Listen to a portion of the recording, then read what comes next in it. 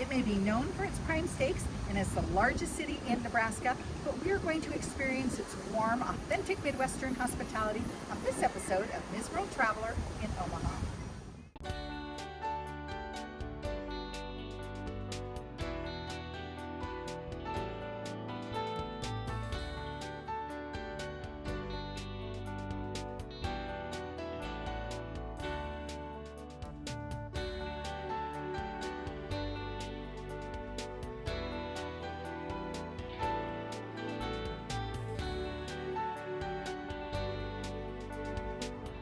Hi friends, I'm Ms. World Traveler Kerry Damiano, and I'm taking you on an adventure to discover style, design, fashion, art, and antiques in great shopping destinations across the country and around the world.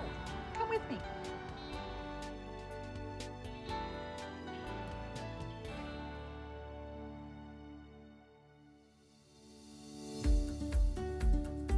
Sitting on a piece of the Louisiana Purchase, Omaha, Nebraska was founded in 1854 and gets its name from a Native American tribe meaning those going against the wind or current. It has its roots in the railroad industry as a major transportation center which connected the well-developed East with the untamed West.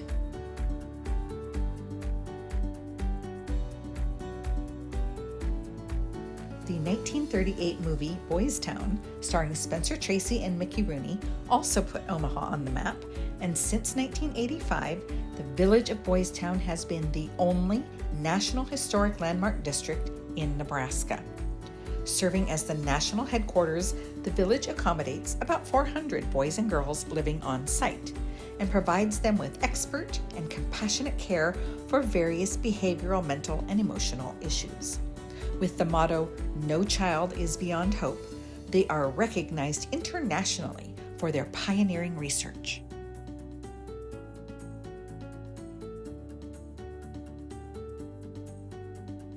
Omaha sits right on the east side of the Missouri River, which means it has spectacular views and many opportunities to take advantage of the riverfront. Just completed a couple weeks before we arrived, the riverfront has received a $300 million facelift that includes a prairie garden, volleyball courts, a playground, marina, amphitheater, and the Firefighters Memorial Monument, just to name a few.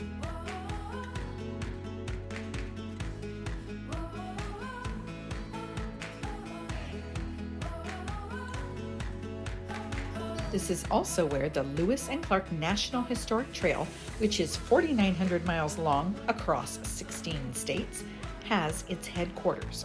You can learn about the epic journey at the Visitor Center and from the interpretive exhibits.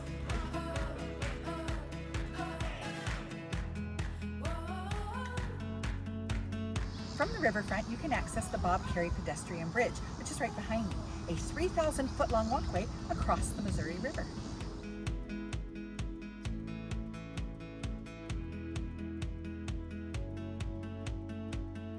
Incredible views of the Omaha skyline? Check. A great place to bike, jog, and walk? Check. Connected to over 150 miles of nature trails? Check. And after you've enjoyed the view and the outdoors, you may be ready for an indoor sport of the shopping variety. You'll want to head just a mile west of the riverfront to the Hot Shops Art Center, a supportive community of 90 resident artists founded in 1999. Each artist has their own studio hours, but you'll see many at work throughout the day. I went all the way to the third floor, and am so glad I did, because that is where I met former nurse turned quilter and fiber artist, Kris Khan.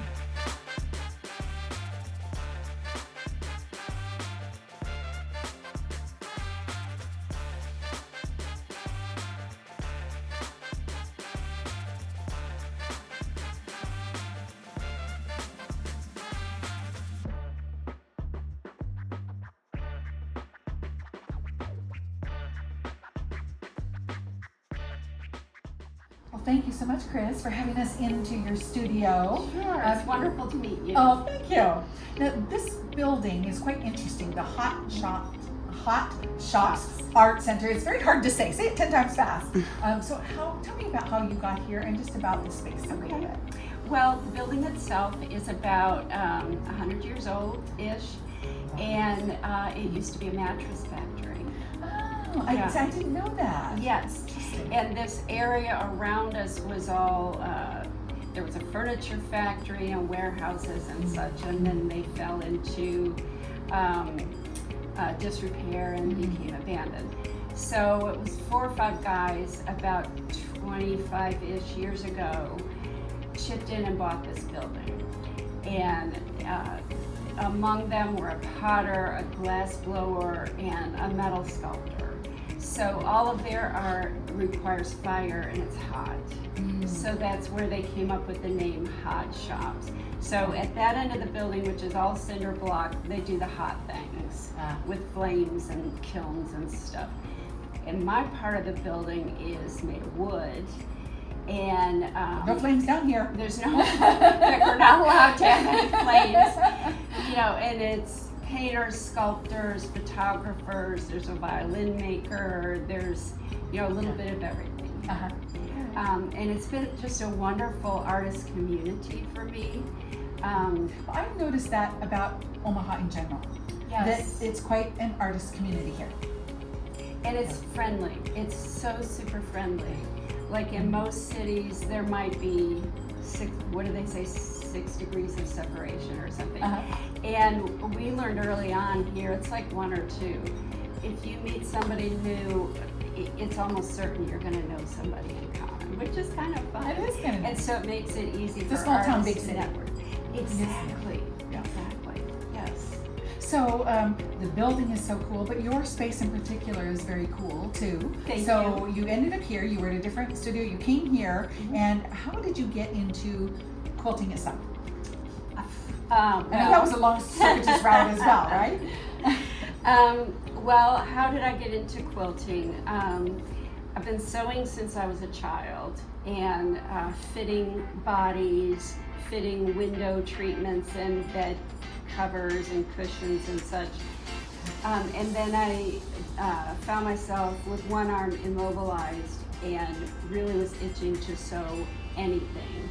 And I settled on a quilt block because I could do that with one hand. So I made 144 quilt blocks and had my first quilt and just really liked it. Fell in love, right? Yes, yes. So that became a new hobby for me, and then I became really passionate about it. And when I retired from my career in nursing, I made this my second career. So it's been about 12 years now that I've been just making quilts and a few other things, but mostly sewing. Wonderful. Yeah. Well, I think I see that you love pretty fabrics as much as I do. Yes. So it's kind of an addiction, isn't it? It is. It is. It's kind of an expensive addiction. Shh. Yeah. Because the buying of it is sometimes the most fun, not always, but sometimes. It's that pursuit of the perfect piece, right? So you're in the middle of some projects. I am. Let's have a I look am. and see what Well- you're working on here. This one is probably the most abstract, Okay. so we'll start there. I just finished a class in which we learned curved piecing. And we were also working with Japanese fabrics. So at the end of the class, we sketched what we wanted to be a quilt block, and this is what I decided I wanted my quilt block to look like. And so we drew our design, and then who knows if I'll be able to put this back together. So it's like a puzzle, putting together it's a like puzzle. a puzzle. And Wow. so Look for at that. these little sort of twig looking things, I've got these Japanese indigo fabrics. Lots of little prints. And then these, like the background pieces, will vary as we go. This is a fabric that is an ombre. So it's going to change depending on where you cut it. Yeah, so it'll be, Look at that. you know, That's beautiful. some of the Yes. You'll get some more of the some of the yellows. design will be here and some might be up here. And that's the plan anyway. Well, we'll see how that goes. Mostly plans, right? Right. So, Well, you were telling me earlier about that you also can make like pot holders and coasters and things from the pieces. Yes. You cut all these things out, and then you have all these little pieces left. I do. And I it's do. just like against your religion to throw any It fabric is. away. Absolutely. So show me some of the things that you do Yeah. then with all your little pieces. So, I went diving in my scrap bin and found fabrics. I pieced these earlier this week. So this is Goodnight Moon fabrics. These are, Double side. they're not really batik, but they look batik.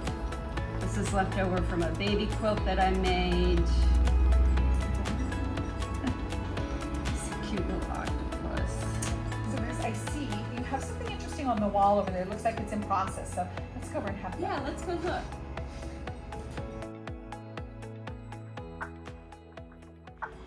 This is a lava lamp quilt, obviously. And this, I need to give credit, this is a pattern developed by a quilt designer named, he calls himself Molly Sparkles. So it's his pattern, but it's my take on it. So I'm making, it'll be 9 lava lamps sewn together into a little piece of wall art. And what I'm doing right now is auditioning fabrics to be the blobs of lava in these last lava lamps.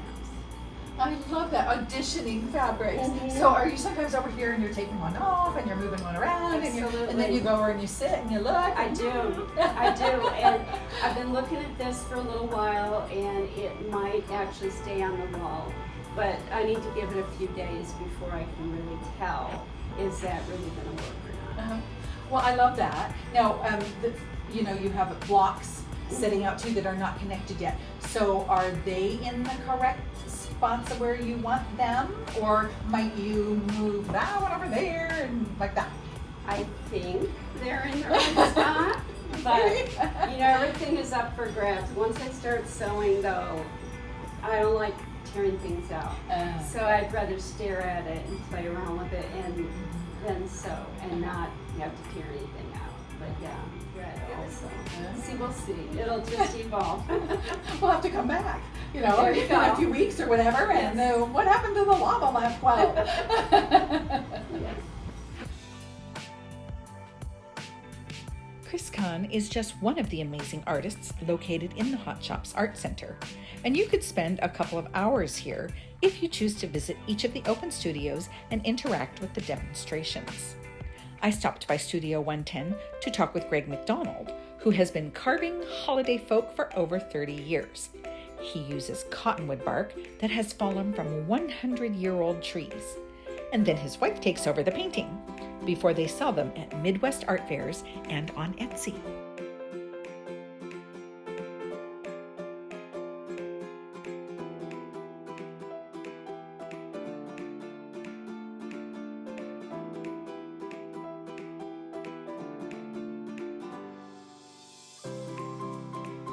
The Hot Shops Art Center is easy to find, being only 5 minutes from downtown, and good news, the parking is free.